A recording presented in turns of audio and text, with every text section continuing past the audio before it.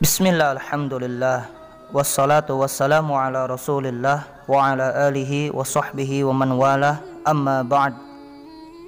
Kali ini kita akan membicarakan mengenai janji manis di kala kritis.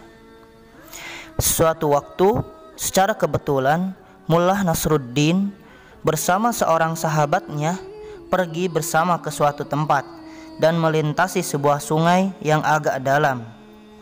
Jembatan yang melintasi sungai tersebut ternyata sangat sempit, sehingga kedua orang itu harus ekstra hati-hati. Nasruddin dengan kepiawaiannya berhasil sampai ke seberang, tetapi temannya terpeleset kakinya dan nyaris masuk ke dalam sungai. Untunglah Nasruddin dengan tangkas atau sigap mampu menolong kawannya dengan cara mengulurkan salah satu tangannya. Masih dalam posisi berpegangan, kawannya berteriak, "Oh sungguh Mullah, aku akan mengganjarmu 20 dinar karena engkau telah menyelamatkan jiwaku."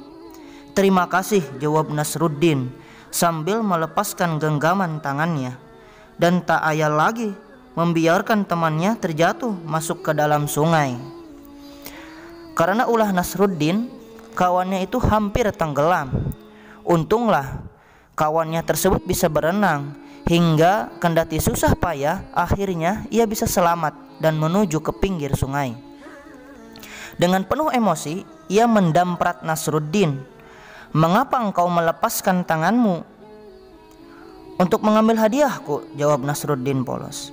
"Tetapi tidak bisakah engkau bersabar untuk menunggu aku sampai di atas?" protes temannya.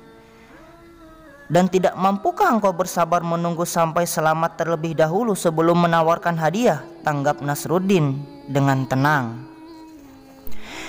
Marilah kita mencoba menjelajahi misteri di balik kisah ini, menyibak kabut rahasianya, menguak pesan yang tersembunyi, dan semoga bisa menggapai hikmahnya. Dikatakan bahwa salah satu penyakit manusia adalah mudah mengobrol janji. Orang akan memberikan 1000 harapan, terutama saat ia terjepit. Seseorang mau menyerahkan sesuatu yang berharga, asalkan beban psikologisnya terbebaskan. Ketika Anda berada dalam posisi yang terdesak dan membutuhkan pertolongan seseorang, lazimnya Anda akan menawarkan janji-janji yang tak terpikirkan oleh Anda sebelumnya. Yang penting Anda terlepas dari himpitan tersebut. Apalagi bila harta benda, jabatan, reputasi, atau jiwa Anda yang terancam, tentu saja Anda sudi mengganti dengan milik Anda yang lain demi keselamatan jiwa dan hidup Anda. Dilihat dari perspektif psikologis, tentu saja hal ini wajar-wajar saja dan lumrah. Saat kepala Anda ditodong sebuah pistol oleh penjahat dan di samping Anda ada seorang yang mampu menolong Anda, pasti Anda mau mempertaruhkan harta benda Anda asalkan nyawa Anda selamat. Tatkala reputasi Anda terancam bahaya, sementara sahabat Anda bisa mengatasinya, biasanya Anda akan menawarkan mimpi-mimpi yang indah. Yang penting prestise Anda tidak hancur, dan Anda pun akan berikan harapan-harapan besar terhadap orang-orang yang bisa menjaga keutuhan harta Anda saat uang-uang Anda berada dalam kondisi kritis. Apakah salah memberikan janji-janji sewaktu kita kepepet? Sekali lagi, hal ini sah-sah saja. Persoalannya adalah kita begitu amat sering menawarkan ganjaran saat berada dalam keadaan emergensi, darurat, dan berada di ujung tanduk, dan begitu mudah melupakannya ketika terbebas dari kesulitan tersebut. Inilah yang menjadi masalahnya. Mimpi-mimpi yang kita janjikan lenyap pergi begitu saja bersamaan dengan perginya kesusahan yang mencengkram kita. Kalau secara individual, barangkali konsekuensinya tidak besar. Kita hanya membuat gelisah seseorang atau beberapa orang saja. Tapi bila secara sosial, implikasinya sangat luas dan bisa fatal. Celakanya, inilah yang acap kali dilakukan oleh para elit pejabat dalam dunia perpolitikan. Mereka semaikan janji-janji fantastis kepada masyarakat awam. Lihatlah, ketua-ketua partai politik yang mau bersusah payah dengan mengeluarkan dana besar-besaran dan mengobrol janji yang sangat bombastis atau melangit kepada rakyat banyak demi kehidupan partainya bisa tetap eksis. Tapi setelah partainya menang atau dirinya naik menjadi pemimpin dan orang-orangnya naik jabatan, dengan mudahnya mereka lupakan janji-janji yang dulu mereka ikrarkan di hadapan orang-orang yang telah mempercayai komitmen mereka.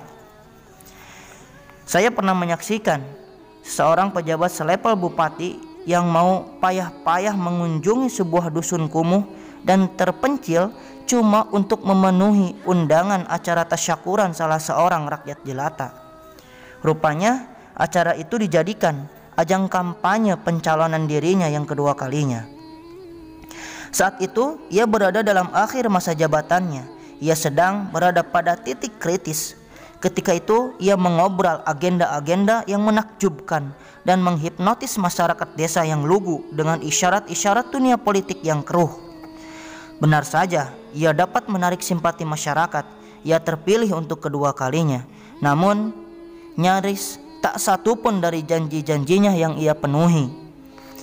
Tidaklah sulit untuk menemukan fenomena seperti ini dalam potret perjalanan bangsa kita hari ini. Dari jajaran elit politik tingkat atas sampai ke tingkat bawah, percaturan muslihat sepihak itu sudah tidak asing lagi. Ini dalam tataran horizontal, dalam hubungan antara kita sesama manusia. Dalam hubungan vertikal dengan Tuhan, kita pun terkadang berani mengobrol janji-janji sewaktu mengalami keterdesakan. Anda khusyuk berdoa mengutarakan janji-janji ketaatan kepada Allah apabila musibah yang memporak-porandakan kehidupan Anda diangkat oleh Allah. Dalam segala keadaan, lisan, pikiran, perasaan, dan jiwa Anda bergema menyenandungkan puja dan puji kepada Tuhan yang Maha Kasih dengan penuh harapan agar kesulitan hidup Anda diganti dengan kebahagiaan. Bahkan Anda rela mengabdikan seluruh siswa hidup Anda dalam ketaatan kepada Allah semata. Dengan syarat penyakit Anda berganti kesehatan, kesengsaraan Anda berubah menjadi kebahagiaan, dan tangisan Anda berubah menjelma seulas senyuman. Dalam kondisi seperti itu, Anda benar-benar mampu merasakan makna pengakuan sakral dalam permulaan salat Anda yang selama ini Anda ucapkan dengan datar. Sesungguhnya salatku, ibadahku, kehidupanku, kematianku hanya untuk-Mu ya Allah, Tuhan semesta alam. Al-Quran memotret penyakit umum kebanyakan manusia ini dengan indah, yakni dalam Quran surat Yunus ayat 12, Allah mengatakan, dan apabila manusia ditimpa bahaya, dia berdoa kepada kami dalam keadaan berbaring, duduk, atau berdiri. Tetapi setelah kami hilangkan bahaya itu daripadanya, dia kembali melalui jalannya yang sesat, seolah-olah dia tidak pernah berdoa kepada kami untuk menghilangkan bahaya yang telah menimpanya. Begitulah orang-orang yang melampaui batas itu memandang baik apa yang selalu mereka kerjakan. Dalam ayat lain, masih surah yang sama, Al-Quran mengartikulasikan janji mereka dengan ungkapan afirmatif. Sesungguhnya, jika engkau menyelamatkan kami dari bahaya ini, pasti kami akan termasuk orang-orang yang bersyukur. Quran surat Yunus ayat 22. Itulah psikologis orang-orang yang terdesak, mengobrol janji di kala kritis. Maulana Jalaluddin Rumi, sang maestro sufistik, mengeksplorasi pesan ayat-ayat ini secara ekstensif dengan berkata, seluruh atom yang berada dalam hamparan semesta bumi dan naungan cakrawala langit adalah prajurit-prajurit Tuhan yang hak di saat kritis. Kembali pada wacana Nasruddin di atas, secara global setidaknya ada dua pesan yang bisa kita bingkai. Pertama, saat berada dalam kondisi kritis dan membutuhkan bantuan orang lain, sebaiknya Anda tidak perlu mengobrol janji-janji dan mimpi-mimpi padahal belum tentu Anda mampu untuk menunaikannya. Janji-janji Anda itu akan mendistorsi niat keikhlasannya seandainya orang itu mau menolong Anda. Disadari atau tidak, boleh jadi ia tergoda dengan iming-iming Anda.